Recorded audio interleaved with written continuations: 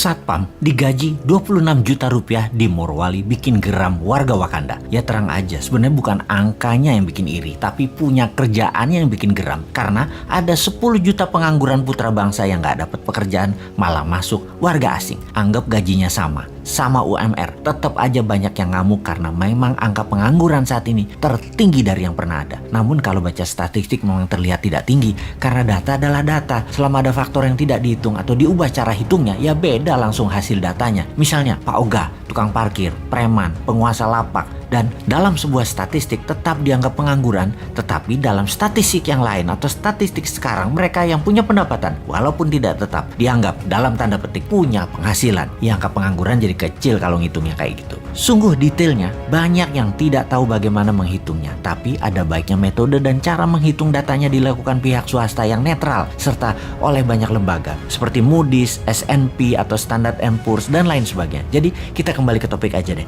TKA Tiongkok yang membanjir besar-besaran dalam periode pemerintahan saat ini sangat melukai hati 10 juta pengangguran di Indonesia. Sebenarnya alasannya apa sih? Mereka lebih ahli? Nggak juga. Alasan pejabat aja biar dibenarkan pejabat tertinggi. Namun sesungguhnya pejabat ini yang membiarkan mereka masuk ini sudah menghina rakyat Indonesia berkali-kali, tapi tetap didiamkan karena gaji mereka yang besar dan banyak jumlah tenaga kerja itu. Sesungguhnya hal inilah yang menyakitkan hati banyak saudara kita para pengangguran di Indonesia. Oke, kita sebagai penyeimbang informasi, bagaimana harusnya mengingatkan mereka bernegara yang benar? Newman itu selalu punya penyeimbang pikiran dan punya solusinya. Kita sebelum memberikan usulan kita ke Korea Selatan. Bagaimana Korea Selatan mengelola tenaga kerjanya? Nomor 1, buka lapangan pekerjaan buat rakyatnya terlebih dahulu. Ketika 100% rakyatnya bekerja, ternyata masih banyak pekerjaan-pekerjaan yang diperlukan untuk hal yang level bawah. Bangsa Korea adalah bangsa yang bangga nasionalismenya, maka pekerjaan level bawah itu diberikan ke orang asing atau tenaga kerja asing. Buruh pabrik kasar, pembersih sampah perkotaan, suster di rumah sakit, dan banyak lagi diambil dari tenaga kerja asing. Intinya, warga Korea Selatan dilayani tenaga kerja asing. Begitu juga Hong Kong, Taiwan, Saudi, dan banyak negara lainnya, termasuk Malaysia. Mana mau orang Malaysia kerja di kebun,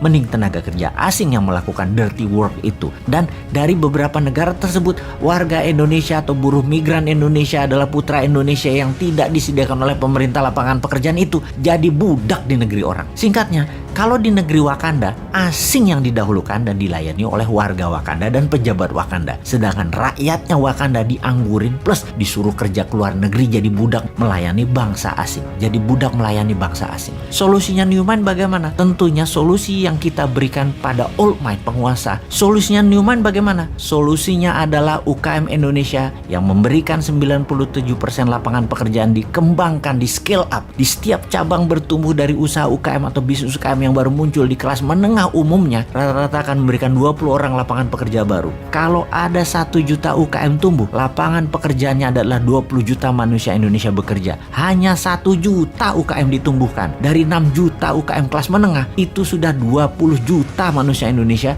bekerja. Maka selesai sudah masalah pengangguran itu. Itulah kontribusi Newmind. Contohnya bukan hanya wacana. Santara urun dana yang saat ini masih kecil kontribusinya, baru 100 UKM dibiayai. Sampai akhir 2022 nanti kita targetkan 10.000 yang dibiayai, alias 200.000 tenaga kerja akan terakomodir dengan sistem Santara urun dana. Walaupun kecil, karena tidak didukung pemerintah, kita terus fight karena ada Anda sahabat semua yang mendukung. Kita maju terus, kita semangat terus selama kita didukung hati sahabat semua. Kembali ke solusi dari pejabat sekarang. Adakah mana keberpihakan Anda kepada UKM dan penganggurannya? 3 tahun ke depan deh ditunggu solusinya. Ada nggak? Jangan-jangan nggak ada deh lu.